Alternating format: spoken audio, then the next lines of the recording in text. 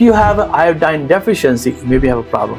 So that's why you need to add iodine-rich food. Majority of the Asians, they get the iodine from the fish. They eat fish. Seaweed, very common. Seaweed is the richest source of iodine. And most of us, Indian population, we don't like eating seaweed. And most of them also don't eat fish. So we will be iodine deficient. Answer is simple. What the Mother Nature made for us is the best food. Whenever we process it, it's going to create some issue with it.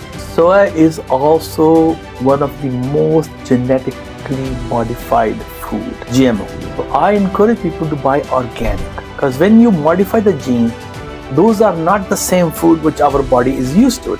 So highly recommend buy organic. Somewhere around in 2008, a viral news broke out. A man, somewhere in his 60s, living and drinking soy, developed the condition gynecomastia. And the internet broke out. It became the viral news. Soy destroys testosterone.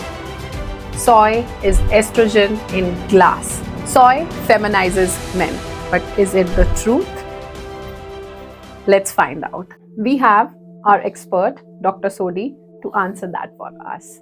I read it somewhere when this news was broke out that there were around 41 trials, the randomized controlled trials, rather over 1700 men, and there was no effect found on the testosterone. Exactly. So from where did this soy become the villain now? So Swati, anything, if you eat too much, will have some impact on you. Like you can drink water several liters in 1 hour, it will kill you.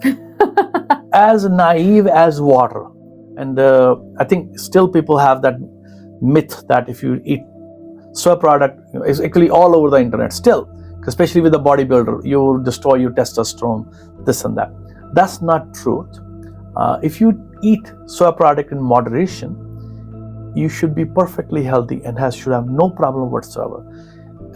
It does curb your hormone DHT, dihydrotestosterone, which is a more stable and difficult form of testosterone, and that is the one hormone which makes us bald.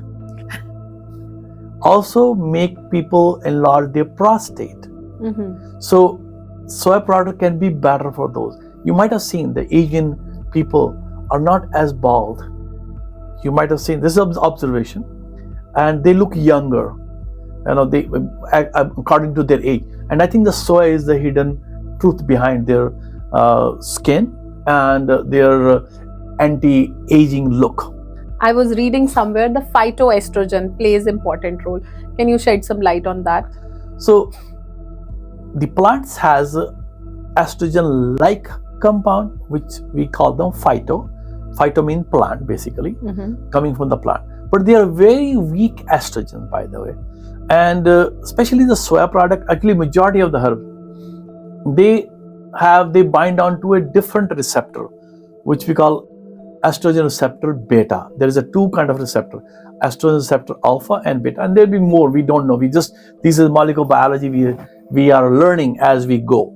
So the estrogen receptor beta, the phytoestrogen gets on those hormones receptors, the beta receptors, and which is more beneficial.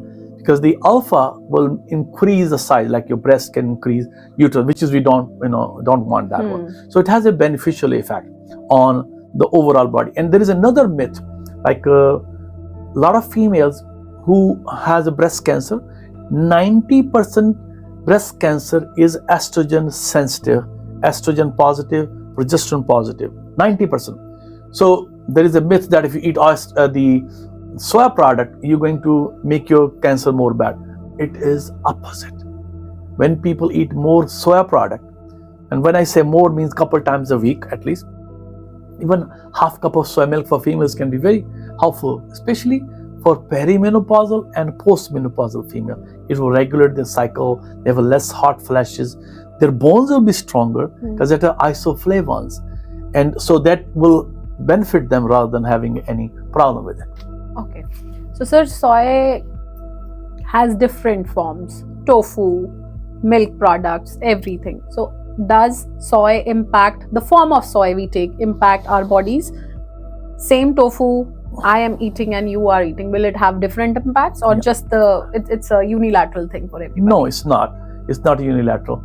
So the fermented products are considered more better, and certain populations does not have a special kind of bacteria which can convert soy product into product called equol. Okay. And when you don't have that, you're not going to get as much benefit. And unfortunately, 25 to 30% population of Western societies does not have that bacteria. So I think it's maybe because the Asian societies have been eating soy product for centuries and centuries. Over time, the gut bacteria change, and that may be the one reason. But it has a beneficial effect for both of us. Nobody goes inside the details of it, and they just villainize one common thing. Nobody probably understands. No, I have things. seen one patient who was an interesting story. He got married at the age of 60, never married before. 60 or 60. Oh my God. And he's been celibate, never sexually active, and he was eating almost couple pounds of soya a day. And he has sexual difficulties, and he came to me. When I checked his estrogens were 200, but he was eating left and right soya product. So when we stopped that and we added and he's a vegetarian, we added the other protein sources and we gave some herbs. His testosterone jumped up to 600. It was 174 before. So by modifying the diet, you can change it. So yes, I've seen one patient, but these are extreme patients. When you're using, I tell my patient a couple times a week. Are there any clinical researches done on if these kinds of myth float in the market? Are there any clinical researches actually done there? Yes. So there has been published data there. It does increase your TSH. So if your TSH is higher, your thyroid is slow, but it does not have impact on T3 and T4. So which we call, those are the active hormones which body makes. So there was no difference in T3 and T4 production. So TSH, yes, slightly slow, but if you have an iodine deficiency, you maybe have a problem. So that's why you need to add iodine-rich food. Majority of the Asians, they get the iodine from the fish. They eat fish. Seaweed, very common. Seaweed is the richest source of iodine. And most of us, Indian population, we don't like eating seaweed. And most of them also don't eat fish. So we will be iodine deficient. And we can have a thyroid hypofunctioning. So iodine is another missing link there, which need to be propagated. I will encourage people to add iodine-rich food like seaweed in their diet. You can easily put in your soup, you can put in your rice, and you can there are many others too, which you can use in your food. It will help your thyroid to be more active. We really need to understand our biochemistry before we even put one plate in there. It does a lot. Sitting here next to you, I learned so many things. So my other question, soy in different forms. There is soy in protein. There is soy milk. There are, for Indians, nowadays it's like soya Chunks, yeah. Chunks. I want to understand, or rather help people understand, how are these different products affecting different bodies and benefits that they give to our bodies. Yeah. So again, which form rather is the best one? Answer is simple. What the Mother Nature made for us is the best one. Whenever we process it, I was sure that you will say that. It's going to create some issue with it. But fermenting the soya is beneficial. So tempeh, tofu, they kind of fermented product. Tempeh is especially fermented product. There's another fermented soya called Natto. Natto is a fermented beans. It has a little peculiar odor to it. So I think many people get like little turn off from because that's the aroma of it. But it is a richest source of vitamin K2. Vitamin K2 pulls out the calcium from your arteries, put in the bones. So that's another reason to eat fermented food. So, but if you take soya isolates, you're not the protein drinks they are there. You're not helping the body there. Okay. So those are not the best ones. So people need to read the labels before they buy. Exactly. They need to understand this thing. Like many times you go to health food store or Costco or Fred Meyer, there is the food. It has all the junky oil in it. So I never use those dressing. I just make my own dressing. So start reading. Any chemicals, not good for us. Is there a connection between soy and gut? Lot of yes, yeah. So basically, when you have a good bacteria, which is a special kind of lactobacteria in your gut, you will help to digest it better. But some people who lack it, they will make more gas and bloating differently and will create a problem for them. People blame Ayurvedic doctors that they don't explain things, but I think Ayurveda has logic and biology combined together that helps people in their day-to-day living. I really thank you, doctor, for bringing this disease-free concept here that we should be following and keep our bodies healthy.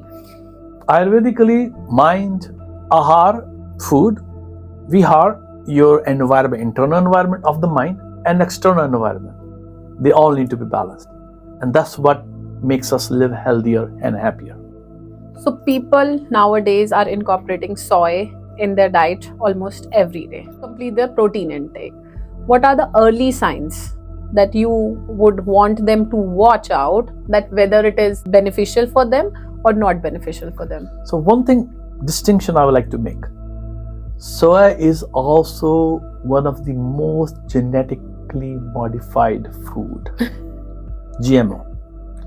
So I encourage people to buy organic, because when you modify the genes, those are not the same food which our body is used to it. So highly recommend buy organic. In my home, we don't bring non-organic tofu. Luckily, it's available. We live in Seattle. Seattle is a very conscious city. You can go to Safeway, any store, you will buy the organic stuff. So organic is very important. You may be making more gas, more bloated, you may be burping. That means something is not working for you. You may have a lack of good bacteria in your gut, which can be fixed by adding the probiotic in your meals or eating fresh vegetables. As I said earlier, all the vegetable has its own probiotic. Yogurts is another way of populating your gut with the good bacteria. But one thing I will caution, a lot of kids who are young, they are actually introduced to soy product very early. And these people can have problem. So if these kids are not, digesting it properly, they can have problem. So I also, whenever I see patient, I tell them rotation. Don't give same thing again and again. In Mother Nature, nothing is very constant. Everything is changing.